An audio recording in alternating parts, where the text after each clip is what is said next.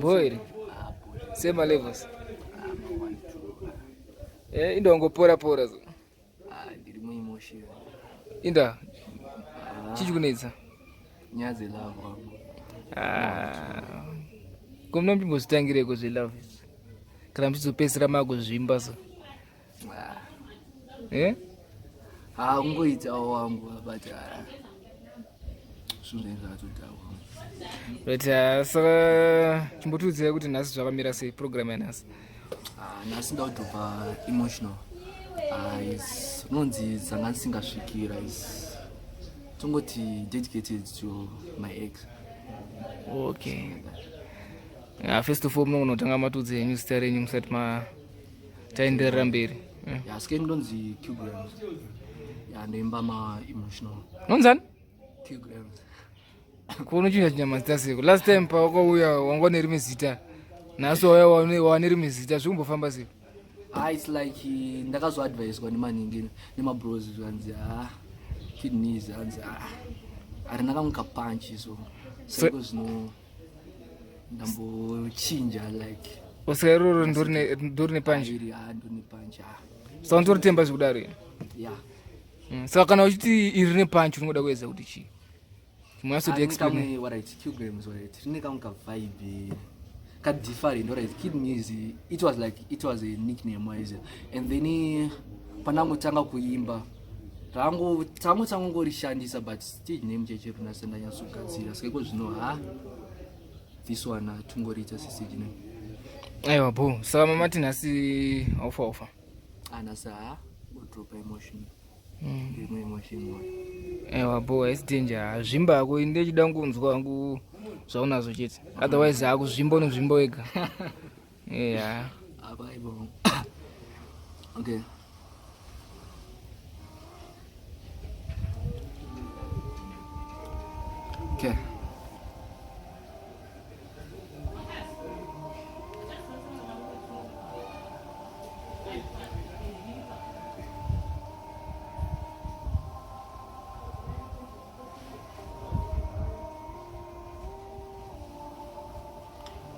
Why?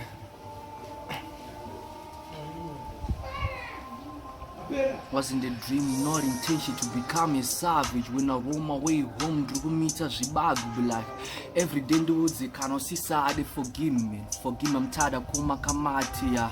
Every day kutubile Satan on my ears every day atungova anthem my tres nombo funga flower ubereka secha I'm spinning in the wax just like a candle yeah we never talk never call every day it's a fucking drama this fucking show ndinombo ga kumbo close all the doors then I cut my hair me ungafara a lot I miss the days on my desk chindigira mawa navutseka untukire wanduona sisla give a FIFA off where and chatulingo my brass got to see gas anchawanikwe mudanzi yeah ndakufunga ka bag ha broken poka uya kazviita ka west was drowning nemakumba never floor in the dam to me Jerry was honest play yeah ndakaziva it fast ndakapfeka bulletproof sinaubaiwa pachest sinafurwa neruchiva ndakapfeka maglass yeah because now ndazara pain now zvinasisirika same yeah wakanrowa zvakubhega I'm trying to look at my background andina clobare pa 8 gas while still with my case and this could try kutonetsa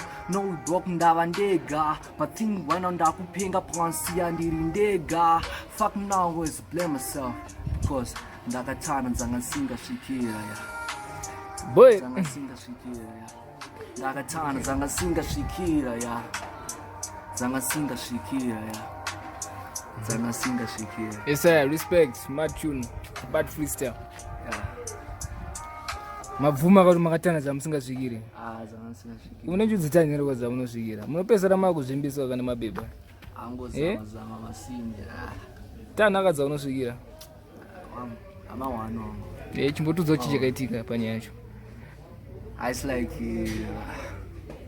take in this girl anga mombe kwandiri is like totichi indiri form 5 anga form 6 okay saka akazongoti pauya ex wake ubva azongotanga ngoposta naex wake and stuff and then ubva azongopesera angozongo va kujamba sabuka of which ndiyanga ari komwaizi saka apa iwe watomuda zvikudaro yeah something like that. saka mawanika pakaipa Andiri mawano. saka una chipawa pawa So far nitori low. Andiri low low key. inotambika Low. inotambika Basa.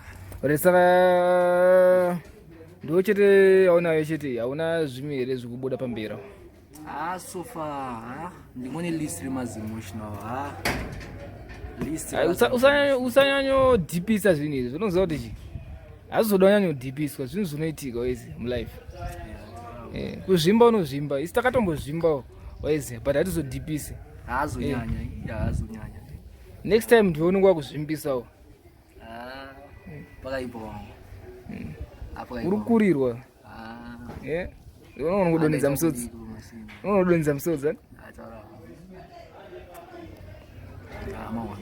oresa wangozara nemaemotional uno ndiripi rimwe emotional raunaro so far ndogona kufilisa so far nanchigadzira inonzi nightmares iringe ichitaura nezvei ichitaura nezve it's like nenchidata this girl and then anozokita papebve pamwe and stuff saka ngoningeri type asi unoda zvakadzi stiri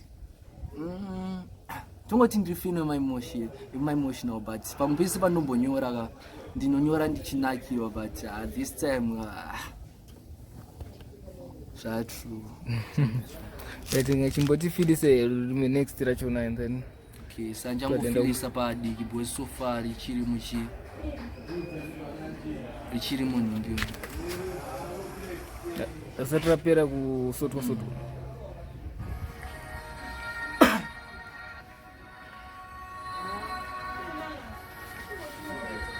okay I was told very so apo tangi dzako beat unyasotanga zvakanaka okay ranyakurisa izvo sanandaurinde I was told fairy tales, happy ending wasn't true. Can't now I'm sitting at the bed making sound, seizing this beautiful reality turned a dream a nightmare. Why the night when my and I would chima come out was on someone when you first met ya those bags like I feel like oh could you piece out on the same canoe with friends modest with gravity didn't fall okay it's a DJ on my phone the next day ndakauya ndakabara mavo chiri muninga like a man proper I started sweating felt like a criminal then he decided to make a choice. We started dating every Sunday garden on Wapa budget on Monday or Tuesday. The Tyre using gadgets, my wings. Why swear every word to Friday. Was it a dad on my bed?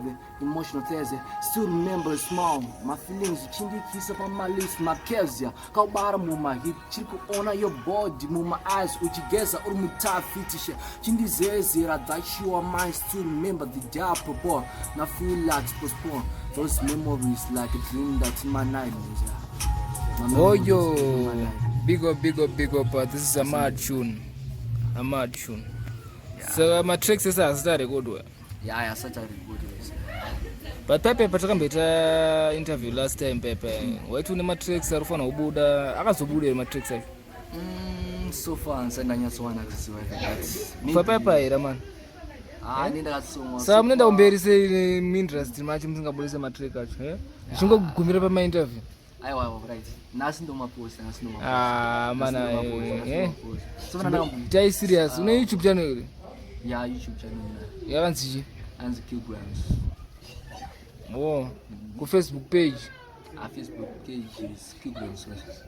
Okay. Aiwa boy ita izvite mukuru.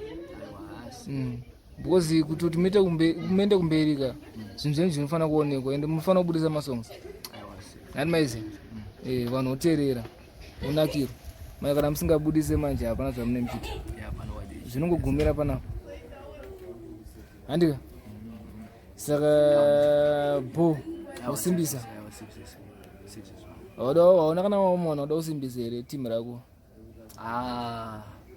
just want to say with you I sub to Kuda Mandevu na Sangista ando my bros ano anasimbisa maweki yana merit ando anasimbisa maweki respect